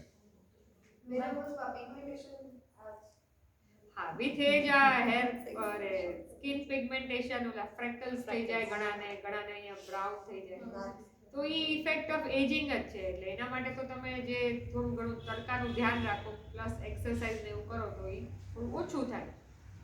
બ્યુટિશિયન તો જતું નથી એટલે તમે કાઈ પણ એમ કે પાર્લર વાળો આ કરે એટલે એ તો કોસ્મેટિકલ બ્લીચ ને ઈ છે, કાઈ ન થાય, આપણે લોકો કે ભાઈ આ દવા નીકળી જશે, નીકળી તો કાઈ નથી જતું. ઈ મેં કીધું એમ થોડાક ટાઈમે કાંઈક ઓલું એપ્લાય કરે એટલે થઈ જાય, પ્રિપેર થઈ જશે કે સ્વીકારવા જોઈએ. મારે 49 છે તો મેં 2 વાર હોર્મોન્સની દવા લીધી છે, 3 મહિના રેજિસ્ટ્રોન, તો ત્યારે હું બધું રેગ્યુલર થતી હતી, પાછું છોડવું એટલે પાછું મારે બ્લીડિંગ બી એટલું આવવા માંડે, પાછી રેજિસ્ટ્રોન, એટલે મને 2 વાર એવા કોર્સ કરાવ્યા છે. હું જેમની દવા લઉં છું વલસાડના ડૉક્ટર છે એમને, પછી એને મને એક એવી દવા આપી હતી કે ડેઈલી લેવાની, 30 દિવસ સુધી લીધી, તો અત્યારે એને મેં મારું સોનોગ્રાફી કરાવ્યું ને એમાં ફાઇબ્રોઇડ્સ દેખાડે છે થોડું ઓછું, પણ મને 6 મહિનાથી હું પીરિયડ્સમાં નથી આવી. જો તમે પીરિયડમાં 6 મહિનાથી નથી આવ્યા તો ઇટ્સ અ ગુડ સાઇન કે કદાચ તમને મેનોપોઝ આવી ગયું છે, અને હવે તમારે આમ ચિંતા કરવાની જરૂર નથી, પણ હા સોનોગ્રાફી કરાવવી પડે દર વર્ષે કે આ ફાઇબ્રોઇડ છે એવડા ને એવડા રહે છે ને, એટલે એ મોટા થવા માંડે તો ચિંતા, ભલે પીરિયડ ન આવે પણ એની સાઇઝ વધવા માંડે, વધે એટલે 1-2 mm વધે નો વાંધો નહીં, 2 વર્ષે 1 સેન્ટીમીટર માંથી 2 સેન્ટીમીટર થાય તો વાંધો નહીં, પણ તમે સોનોગ્રાફી કરાવો ને અચાનક સાઇઝ ડબલ થઈ ગઈ કે 2 સેન્ટીમીટર માં સીધી 4, તો એ કઢાવી નાખો. એમાં તો એનો મતલબ કે એમાં એવા કંઈક ફેરફાર થઈ રહ્યા છે કે એનું ગ્રોથ ચાલુ જ છે, નહીં તો ઓલરેડી નોર્મલી મેનોપોઝ સાથે ફાઇબ્રોઇડ નું પણ ગ્રોથ ઘટી જાય, એનો મતલબ એ કે એના ઉપર કોઈ બીજી બોડીની અસર નથી, ગ્રોથ ઘટી ગઈ છે ને જેમ મ્યુટ્રસ નથી કામ કરતું ઈ એવડા ને એવડા. એટલે મેં 2 વાર કરાવ્યું, એકવાર 14 હતું તો કે પછી આ દવા શરૂ કરાવી, 11 થઈ ગયું છે અત્યારે, તો ડોક્ટરે એવું જ કીધું તું ચિંતા ન કરતો. હા, સાઈઝ એટલી ને એટલી નાની થતી તો કાંઈ ચિંતા નથી કરવી, મોટી થવા માંડે તો ચિંતા. 6 મહિનાથી નહીં થઈ તો હવે કદાચ 9મી થાવ કે પાછું આવે. ઈ તો જશે એ પહેલા તો કોઈ નહીં કહી શકે ને. વર્ષ સુધી ન આવે તો તો માની કહેવાય કે વાત આવી છે. જાય, અને વયું ગયું હોય 3-5 વર્ષ ને પછી આવે તો ઈ એક ખરાબ છે. તો ઈ ચિંતાનું જ કારણ. એવું એટલે વર્ષથી વધારે લેટ આવે તો એમ થાય કે આ જતું રહ્યું પાછું આવ્યું ફિક્સ કે ઈ ખરાબ, તો પાછું તમારે બધું નોર્મલી બધી ગાંઠ હોય જ તે આપણામાં. નહીં. ફાઇબ્રોઇડની ગાંઠ નોર્મલી હોય એવું નથી, પણ ફાઇબ્રોઇડની ગાંઠ ઘણાને થઈ જતી હોય છે વિથ એજ. ઓલમોસ્ટ 50% લોકોને થતી હોય છે. પણ જે લોકોને સિમ્પટમ્સ નથી અથવા આવી નાની છે ને એ એવડી ને એવડી રહે છે તો કાંઈ ચિંતાય નથી કરવાની.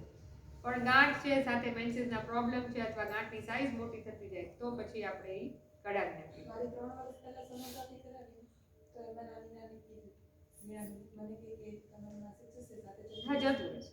અને હમણાંથી મને કેવી પ્રોબ્લેમ થાય છે હું મેન્સીસમાં જાઉં મારું 1 વીક તો ચાલે, જ્યારથી મારું સાયકલ નેચરલી શરૂ થઈ છે 1 વીક તો હું હોઉં છું, પણ પાછળના દિવસોમાં ઓછું હોય અને 3rd યા 4th ડેમાં ફ્લો સરસ હોય. હમણાંથી કેવું થાય છે કે 2nd ડે કા 1st ડે એટલો બધો ફ્લો આવે છે ને આખા વીકનો આવે છે, પાછો ક્લોટ સાથે આવે છે. તો એનો મતલબ એ કે તમારા ફાઇબ્રોઇડ્સ કાં તો મોટા થયા છે અથવા એ ગર્ભાશયની અંદરની દિવાલ તરફ ગ્રોથ થવા માંડ્યો છે, તો મેન્સીસનો એટલો બધો પ્રોબ્લેમ થાય. અને મને ગર્ભાશયમાં ચાંદી પણ પડી હતી. ગર્ભાશયની ચાંદી આમ ખરાબ, કેમ કે ગર્ભાશયના મુખ ઉપર કોઈ પણ પ્રકારનું ઇન્ફેક્શન છે એ દેખાડે છે. એન્ટીબાયોટિકથી જનરલી મટી જાય, ન મટે તો આપણે એ ચાંદી બાળી નાખવી એવું કરતા હોય છે, જેથી ત્યાં વારે વારે ઇન્ફેક્શન ન થાય. કેમ કે એ ચાંદીનો અર્થ કેવો છે, ઉજરડા જેવું છે કે મને અહીંયા વાગી ગયું, રૂજ નથી આવતી. જો એને રૂજ નથી આવતી તો વારે વારે મને એના ઉપર ઇન્ફેક્શન થવાના ચાન્સ ખરા. એટલે આપણે એમ કહેતા હોય કે એને બાળી નાખીએ એટલે એકવાર સુકાઈ જાય અને ત્યાં નોર્મલ ચામડી આવી જાય. પછી બળાવ્યા પછી થવાની શક્યતા નથી. ઓછી, કેમ કે ઇન્ફેક્શન એકવાર તો પૂરું નીકળી જ ગયું છે, તો પછી કોઈને ટેન્ડન્સી હોય તો થાય. પણ હા, એકવાર બાળવાથી એટલીસ્ટ 4-6 મહિના, વર્ષ ઘણાને તો નથી જ થતું, કોકને ક્યારેક એવું હોય તો થઈ જાય. બરાવીને ત્યારે એવું થઈ ગયું કે પછી કંઈ પ્રોબ્લેમ નથી. પછી થોડાક વર્ષ પછી પાછું મને લાગ્યું, પાછી બળાવી પડી ગઈ અને ત્યારે મને બીનાવીને કીધું પણ ગર્ભાશય કઢાવી નાખો. હા, એટલે વારે વારે ઇન્ફેક્શન થતું હોય તો એ કાઢી નાખવું સારું, કેમ કે તો પાછું એ ગર્ભાશયના મુખમાં ઇન્ફેક્શન વારે વારે થાય તો એ પાછું લાંબા ગાળે ક્યારેક રેરલી કેન્સરમાં કન્વર્ટ થઈ શકે. મને પાણી બહુ ઓછું પીવાની ટેવ છે. એના લીધે ના, એના લીધે નહીં. જનરલી નીચેના ભાગમાં જે જાતિ આપણે સંબંધ રાખીએ એના કારણે ત્યાં કોઈ પણ જાતનું ઇન્ફેક્શન વારે વારે લાગવાથી ચાંદી થતી. પાણી પીવાથી ચાંદી પડે, ઓછું પીવાથી ચાંદી પડી જાય એવું. મારી ઉંમર 40 વર્ષ છે. મને છેલ્લા 7-8 વર્ષથી શું પ્રોબ્લેમ છે, બ્રેસ્ટની આગળ નિપલની સાઈડ પર ખંજવાળા. મારે ક્રીમ કે એવું કરવું પડે, જો ન કરું તો બપોર થાય ત્યાં સુધીમાં પાછા ખંજવાળા લાગે છે. એ નોર્મલ છે કે પછી કોઈ ના, ખંજવડાવું નોર્મલ નથી. કોઈ પણ જાતનું ઇન્ફેક્શન હોય ને જનરલી તો ખંજવડાવે. ને છેલ્લા 7-8 વર્ષથી એવું થાય છે, પણ હું ક્રીમ લગાવું કે આપણે હા, પણ તો એકવાર કોઈ સ્કિનના ડોક્ટરને બતાડી દેવું સારું, કેમ કે ઘણા ઇન્ફેક્શન એવા હોય કે જ્યારે સ્કિન ડ્રાય, જેના લીધે સ્કિન ડ્રાય થઈ જાય. ફંગલ ઇન્ફેક્શનમાં એવું હોય કે તમને એટલો પાર્ટ સ્કિનનો એમ લાગે કે બહુ જ કોરો પડી ગયો. એટલે એવું કાંઈ પણ હોઈ શકે, એટલે એ બતાડી તો લેવું જ જોઈએ. મેમ, હું 28 વર્ષની છું, મને પીસીઓડીનો પ્રોબ્લેમ છે અને મેરેજને 4 વર્ષ થયા.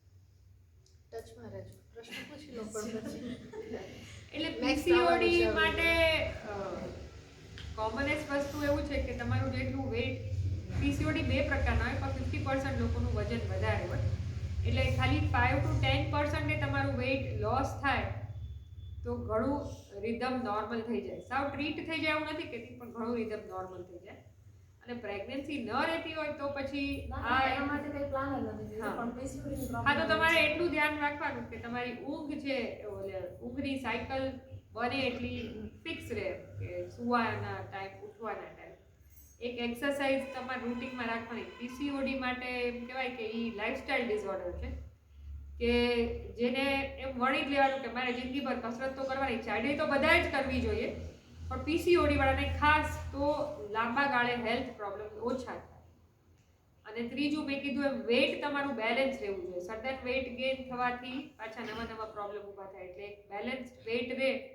તમને થોડી ટેન્ડન્સી હોતી જ હોય છે ચરબી વજન વધવાની, એટલે થોડુંક ડાયટમાં એવી રીતે રાખવું કે ચરબીવાળો ખોરાક બને એટલો ઓછો, અથવા લ્યો છો ક્યારેક તો પછી સાથે કમ્પેન્સેટ કરો છો કે આજે એવું લીધું છે તો સાંજે તમે એવું ફૂડ લો છો કે પાછું, એટલે ટૂંકમાં વેઇટ તમારું કંટ્રોલમાં રહેવું જોઈએ, અને એક તમારી રૂટીન અને એક એક્સરસાઇઝ, એ 3 વસ્તુ તમારે ઓલ એમ કે કહેવાય ને કે ધ્યાન રાખવાનું કે આ 3 તમારે ક્યારેય મિસ જ નથી કરવાની.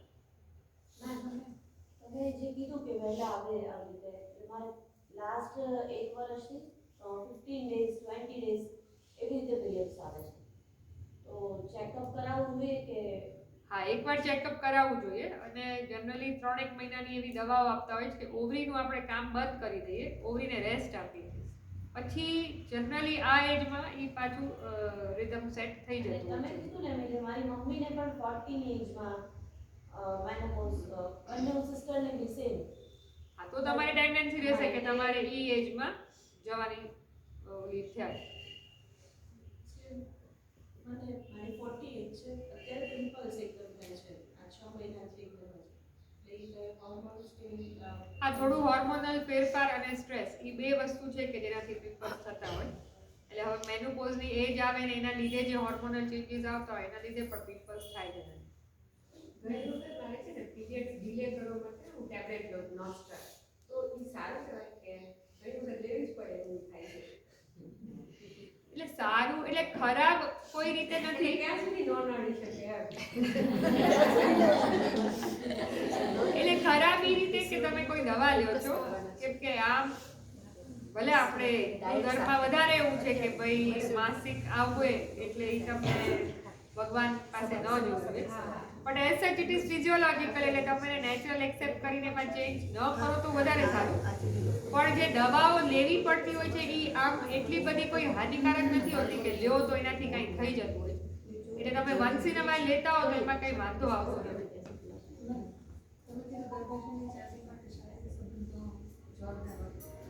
શારીરિક સંબંધ વખતે ઇન્ફેક્શન, શારીરિક સંબંધથી નથી થતું, ઇન્ફેક્શન લાગ્યા કરે વારે વારે તો થાય. મારા હસબન્ડને 3 વર્ષથી એક્સપાયર થઈ ગયું છે, એટલે એક તો સવાલ નથી, એટલે પણ મને અત્યારે શું થાય છે કે મેન્સીસ મારે કમ્પ્લીટ થાય ને પછી આપણે પેડ અઠવાડિયું તો જ્યાં હોય પછી મને ત્યાં બહુ ઇરિટેશન થઈ છે, પછી મારે એના માટે કંઈક કરવું. એટલે છે ને તમે તો પછી હવે કેવું છે ઘણા બધા ટાઈપના પેડ્સ આવતા છે, એક ઓલા પ્લાસ્ટિક કોટેડ આવે છે, એક અલ્ટ્રા આવે છે, તો એ બધું આમ જોઈએ તો નેચરલ નથી, એટલે તમારે કદાચ એ ચેન્જ કરી નાખવું પડે. જો કોઈ કોટન સોફ્ટ આવે છે, એટલે જેને પણ આવા બધા પ્રોબ્લેમ થતા હોય એને અમે એમ કહીએ કે એક તો કોટન વાળા યુઝ કરવા, એટલે તમે પ્લાસ્ટિકથી તમારી સ્કિન સેન્સિટિવ હોય તો તમને એવું થતું હોય કે ત્યાં રેશ કેવું થઈ જાય. એવી જ રીતે જે અલ્ટ્રા નેપકિન્સ છે એમાં કેવું છે કે એ અલ્ટિમેટલી એક કેમિકલ જેવું છે પેડમાં કે જે બ્લડને પકડી રાખે છે ને લૂઝ નથી થવા દેતું, પણ એનો પ્રોબ્લેમ એ છે કે એના લીધે એમાં જર્મ્સ જલ્દી ડેવલપ થાય છે. અને બીજું એ કે અલ્ટ્રાનું આમ એનો વાંક નથી પણ આપણો છે કે અલ્ટ્રા પેડ યુઝ કરતા હોય ને તો ઘણીવાર આપણે શું થાય કે બગડ્યું ના હોય તો એ સવારથી સાંજ સુધી ખેંચી નાખે કે ક્યાં બગડ્યું જ છે. અલ્ટિમેટલી ત્યાં ને ત્યાં આપણી સ્કિનને જે અંદર જર્મ્સ છે એ ત્યાં બધે ટચ થઈને ત્યાં જ આપણને એનું ઇન્ફેક્શન લાગી રાખે છે. એટલે આઈડિયલી 6 થી 8 કલાકે તો પેડ બદલી જ નાખવાનું, તમે કોઈ પણ યુઝ કરતા હો, કપડું વાપરતા હો કે વોટેવર, પણ એ ચેન્જ કરી નાખવું જોઈએ. અને મેં કીધું એમ પ્લાસ્ટિકથી ઘણી વાર સેન્સિટિવિટી હોય તો તમારી પ્લાસ્ટિકની બદલે કોટન ઉપર આવી જાઓ. હું એવરી 3 અવર્સે બદલી નાખું છું. હા, તમે જે પ્લાસ્ટિકનું હશે તો હા, એટલે તમે જોજો કોટન બેઝ જે આવે છે ને જેમાં ટીશ્યુ પેપર જેવું તમને ફીલ આવે, પ્લાસ્ટિક જેવું આવે, તમે જોશો તો 2 ડિફરન્સ ખ્યાલ આવશે. તો તમે ટુવર્ડ્સ નેચરલ એટલે કે કોટન વાળું યુઝ કરો તો બેટર. મારી દીકરી છે ને 18 વર્ષની, એ થાય છે રેગ્યુલર, પણ એને સખત ફ્લો આવે છે 18 વર્ષે, અને એ બી બેડ સ્મેલ વાળું આવે. બેડ સ્મેલ વાળું હોય તો કોઈ પણ જાતનું ઇન્ફેક્શન હોઈ શકે, એટલે એના માટે એને એકવાર દેખાડીને એન્ટીબાયોટિક કે એવું કંઈ લેવું પડે. મહિને તો થઈ જ જાય, પણ એનો ફ્લો બહુ જ આવે કે સ્કૂલે જે ગઈ હોય ને તો બી એને બેડ સાથે લઈ જવું પડે, ત્યાં ચેન્જ કરવા પડે, એટલો બધો ફ્લો આવે. તો એકવાર તમારે કન્સલ્ટ કરી લેવું જોઈએ કે ભાઈ યુટ્રસમાં કાંઈ પ્રોબ્લેમ નથી ને, કોઈ ગાંઠ કે એવું કાંઈ કે જેના લીધે આટલું વધારે આવે છે. એવું ન હોય તો પછી તો દવાઓ એવી આવે છે કે જેનાથી આપણે થોડોક સમય લઈએ ને તો ફ્લો ઘટી જાય. રજનીબેન, અત્યારે મોટા ભાગે દીકરીઓને આવતું હોય ને ત્યારે દુખાવાનો પ્રોબ્લેમ હોય. એ મોટા ભાગની દીકરીઓને હોતું જ હશે કે પીરિયડ વખતે દુખે જ છે. કેમ આટલું કોમન થઈ ગયું? પહેલાં તો આટલું નહોતું. એક ફેક્ટર છે સ્ટ્રેસ. પહેલાંય પેઇન થતું પણ ઓછું થતું. હા. એક છોકરાઓને અત્યારે આપણે તો ઠીક છે, છોકરાઓને આપણા કરતાં ઘણીવાર એવું લાગે કે એને બહુ સ્ટ્રેસ છે, એક્ઝામનો સ્ટ્રેસ, ટેસ્ટ, આ કોમ્પિટિશન, એટલે અને જોજો કે દર વખતે પેઇન થાય એવું ન હોય. ઘણીવાર એક્ઝામના દિવસોમાં જો પીરિયડ આવ્યું તો બહુ જ દુખે. આપણે ફરવા ગયા હોય અને પીરિયડ આવી તો એને પોતાની ખબર ન રહી હોય કે એટલે that is a main factor કે આપણે કહી શકીએ કે થોડું સ્ટ્રેસ થોડુંક ઈ કેવી રીતે લે છે. ઘણીવાર એને જ એવી એન્ઝાયટી થઈ જતી હોય કે આ વખતે દુખશે દુખશે દુખશે, એમાં પછી એને દુખતું જ હોય, એવું નથી કે ઈ ખોટું હોય, પણ એને વધારે ઈ ઓલું થઈ જાય. એટલે સ્ટ્રેસ જનરલી મેઇન ફેક્ટર છે. પેઇન કિલર્સ લેવાય? ઘણા એવું કહેતો છે પેઇન કિલર્સ લાય ને તો પછી ફ્લો ઓછો થઈ જાય છે અને બંધ થઈ જાય છે flow. ના, એવું નથી. પેઇન કિલર્સ તો લેવાય. તમે રૂટીન ઓલી hot water bag, relaxation exercise કર્યા પછી એ જો પેઇન રહે તો પછી તો પેઇન કિલર લેવું પડે. એટલે એવું નથી હોતું કે ના, એવું નથી હોતું કે ટેબ્લેટ લેવાથી બ્લીડિંગ ઓછું થઈ જાય. આ સોનોગ્રાફી કેટલા વર્ષો સુધી કરાવવાનું રેગ્યુલર? એની કોઈ આપણને જ્યાં એવી કોઈ એજ ખરા કે હવે જતું જ રહ્યું છે, હવે ડર નથી કાંઈ? એટલે સોનોગ્રાફી કેટલા વખતે જેવું નથી, 2 વર્ષે એકવાર ચેકઅપ કરાવવું. વર્ષો સુધી આપણે એજ લિમિટ. ના, એવી કોઈ એજ લિમિટ નથી. જ્યાં સુધી આપણે જીવીએ ઈ તો કહું છું 55 વર્ષે આપણે બધું પૂરું થઈ ગયું બોડી છે, તો ક્યાં સુધી આ આપણે રહેવાનું કન્ટિન્યુ? ઈ તો જીવીએ ત્યાં સુધી. કેમ કે ઓવરીનું કેન્સર એવું છે કે જનરલી મેનોપોઝમાં જ થાય. એટલે ભાઈ મેનોપોઝ 10 વર્ષે થાય, 15 વર્ષે થાય અને બધાને થાય એવું નથી. પણ હવે આપણને એમ થાય કે આપણે ચેકઅપ કરાવી લઈએ, એટલે દર 2 વર્ષે એકવાર કરાવો તો સારું. મૂડ સ્વિંગ માટે ટેબ્લેટ લેવાય છે? હું 10 વર્ષથી નથી થતી, તો એમાં મને મારી 45 ની એજ છે, હું 10 વર્ષથી નથી થતી પીરિયડ્સમાં. તો મને તમે કહો છો ને મારી યાદ શક્તિ ઓછી કે બોન્સમાં તકલીફ પડે, હાડકા નબળા, હેર ફોલ થાય, તો એના માટે એટલે ડાયટમાં તો તમે લ્યો દૂધ ને એવું, બાકી કેલ્શિયમ તમારે વહેલું પીવું છે એટલે તમારે એ બધી અસર વધારે થાય. એટલે તમારે કેલ્શિયમ સપ્લિમેન્ટ્સ લેવા જોઈએ, કેલ્શિયમ અને વિટામિન ડી. અને ફૂડમાં થોડું આ સોયાબીન છે, એ બધા સિવાય આ જે બાજરો, જુવાર, એ બધા એવા ગ્રેન્સ કે જે રૂટીનમાં નથી વપરાતા, એવું બધું લેવું જોઈએ. શું? એક્સરસાઇઝ હું 41 ની છું અને મને 3-4 વર્ષ પહેલા હોર્મોનલ ચેન્જીસ હોય એવું કાંઈ ગમે ને એવું મને થયું હતું. પણ ત્યારે એકવાર મેં સ્નેહલબેનને બતાવ્યું હતું, એણે મને એવું જ કીધું હતું કે કદાચ વહેલી સાયકલ.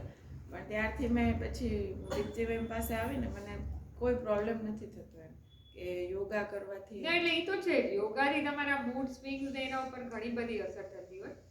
અને બીજું આ પૂર્વીબેને પૂછ્યું એમ કે એના માટે ટેબ્લેટ્સ લેવાય કે નહીં, તો એના માટે છે ને જનરલી એક પ્રાઇમરોઝ ફ્લાવર આવે છે, એનું ઓઇલ છે. It is more of vitamin E, પણ ઈ લેવાથી ઘણીવાર ફેર થતો હોય છે. થોડોક સમય લઈએ અને પછી પાછું એક્સરસાઇઝ, મેડિટેશન તમે સાથે કરો તો ઘણો જ ફેર પડી જતો હોય છે.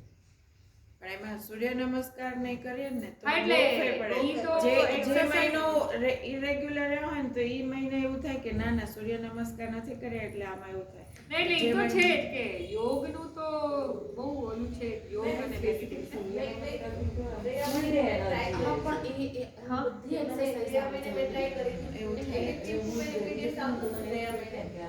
પપૈયો ખાધો ને એટલે 1-2 કલાક મને એકદમ ફ્લો આવી ગયો. પછી બીજા દિવસથી હોય શરૂ. એટલે એવું તો બહુ એવું તો નથી હોતું.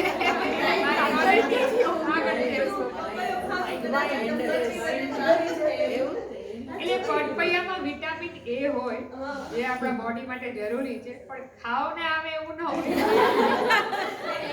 એક માન્યતા છે કે ઘણા પીરિયડમાં ન આવે ને તો વેલા એમ કે ગરમ પાણી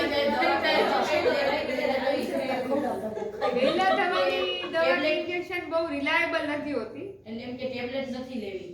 આપણે જે અમારા કોઈ બી માં કે પીરિયડનું પાળવાનું હોય કે કઈ ધર્મમાં કઈ કરવાનું હોય તો વેલા આવવા માટેના ઇન્જેક્શન ને ટેબ્લેટ ને એવું આવે કે તમે વેલા થઈ જાવ એવું લઈ લો તો એ એટલે લેવાય ન લેવાયનું એવું જ છે કે એનાથી આડઅસર થોડી ઘણી એટલે બને એટલી ઓછી થતી હોય છે હવેની જે દવાઓ છે.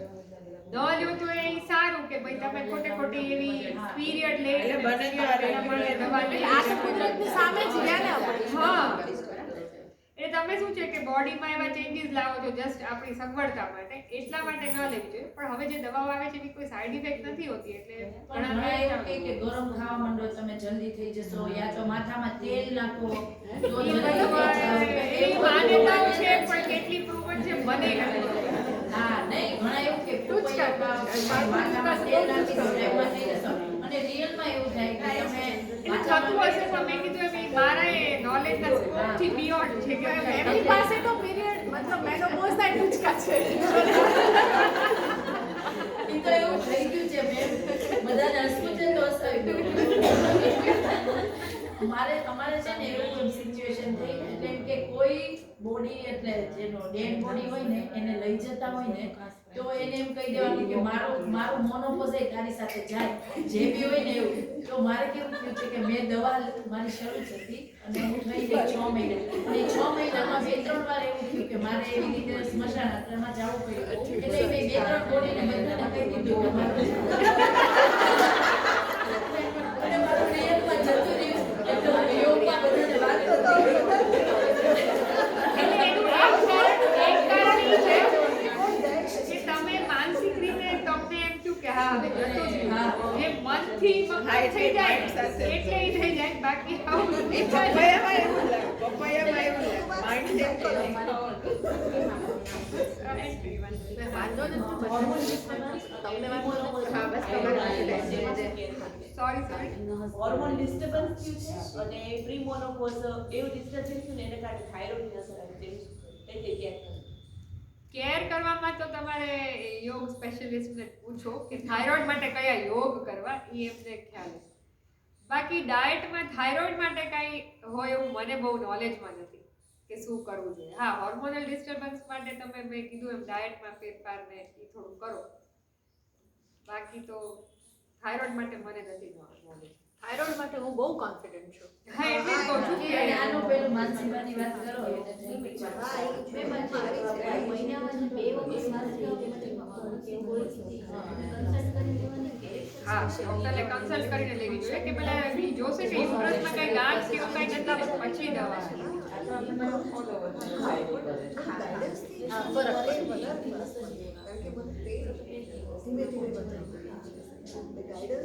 વધારે ઇફેક્ટ કરે. મારે પ્રશ્ન હતો. મારા હસબન્ડ 5 વર્ષથી નથી પારગા છે તો એના કારણે કઈ હોર્મોનલ ચેન્જિંગ આવે એમ. હોર્મોનલ ચેન્જીસ એમ ના આવે પણ જે તમને માનસિક એના લીધે જે તમને થોડો ફેરફાર રહેતો હોય, એકલા રહેવાનું, સ્ટ્રેસ, એના લીધે ફેરફાર આવે. એના